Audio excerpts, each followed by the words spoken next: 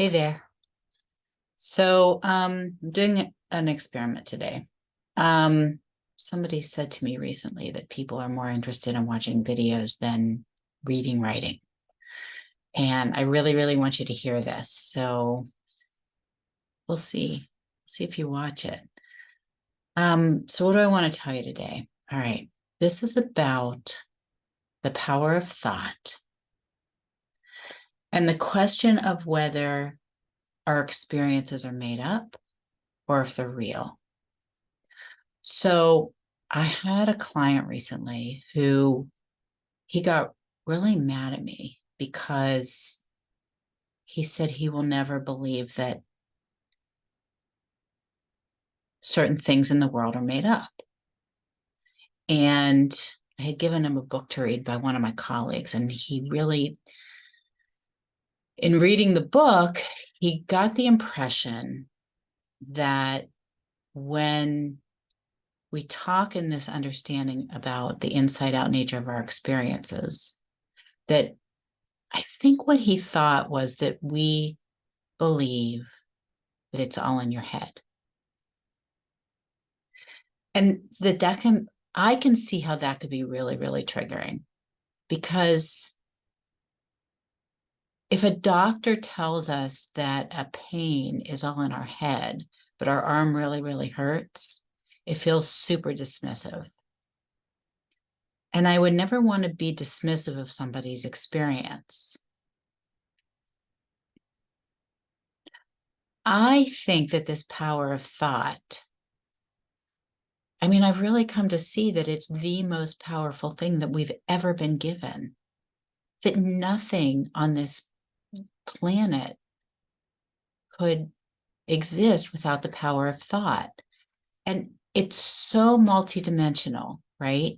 So, like, if I want to invent something, okay, so let's say I want to invent a new toothbrush, it requires thought to invent it. And it's my power of thought that creates. And all of that comes from inside of me, right? A new idea. It comes from inside of me. Even if you say that a new idea comes from my past experiences, if it's really a new idea, if it's really something that nobody's created before, then there's something happening there that's from an unknown place.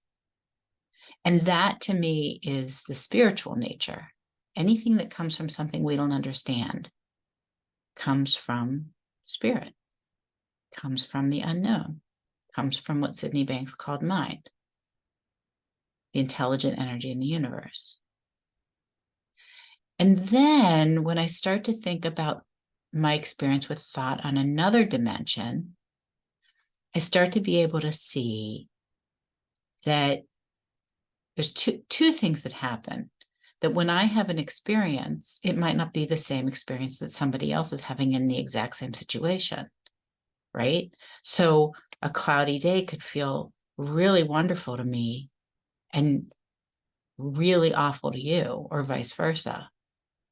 And then I can also see that a cloudy day could feel really wonderful to me on one day and really terrible to me on another day, or even from the morning to the afternoon.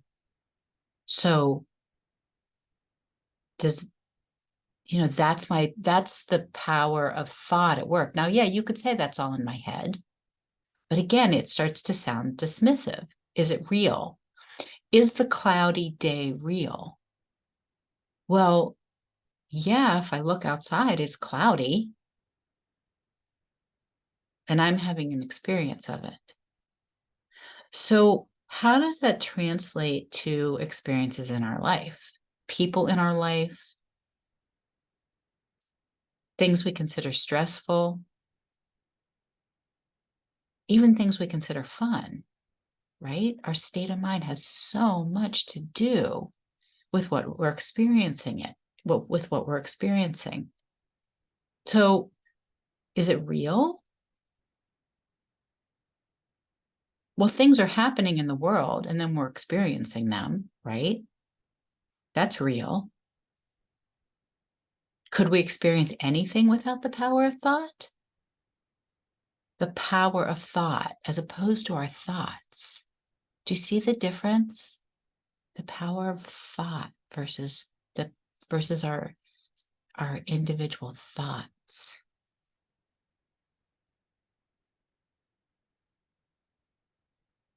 So what happened to me when I start to see the inside out nature of my experience, when I start to see my thoughts at work,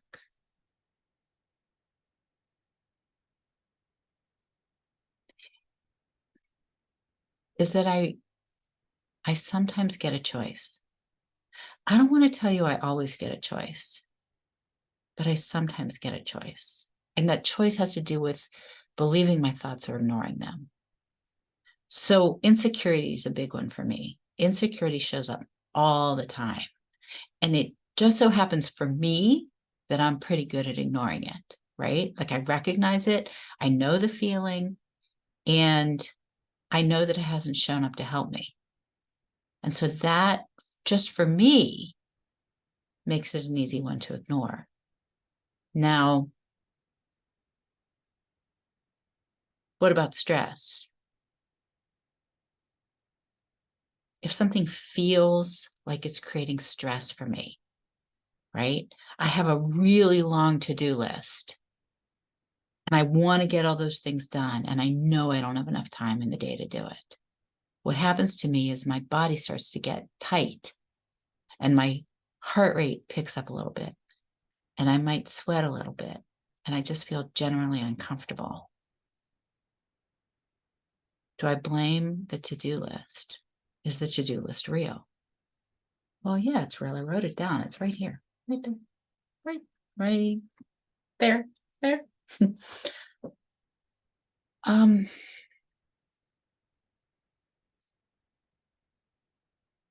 but do I have choice? I guess that's the question. Do I have choice? And for me, when I see that it's the experience is being created through my power of thought, that settles me down. Because I stop looking at the to-do list and thinking that the only way to get over the stress is to get it all done. That I could walk through the process in a different state of mind. And sometimes I can do that and sometimes I can't. And sometimes I can for a little while and then I fall apart again. And then maybe I settle back down. And here's a really cool thing. I mean, this is the thing that I think can be so magical, is that when I settle down, now, like I said, sometimes it's easy to settle down and sometimes it's hard. But when I settle down, my whole ability to see the landscape grows.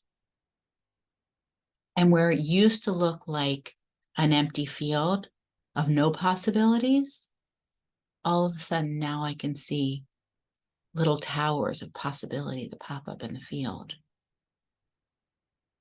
And those possibilities, they might change my circumstance, right?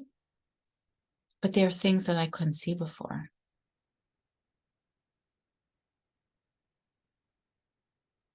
So I think I'll stop right now. I don't feel like I've said it all. There's always more to say.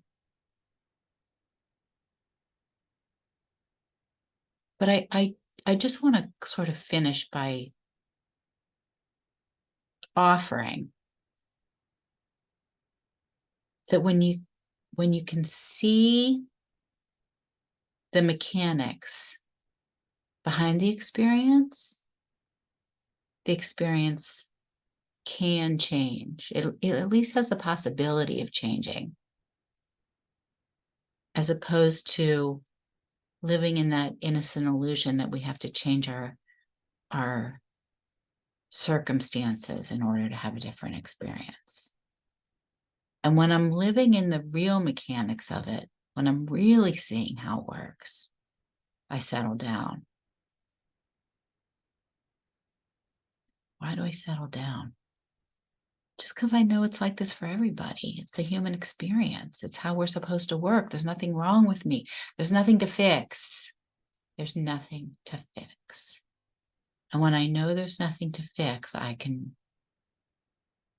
lay back and float. And when I'm floating,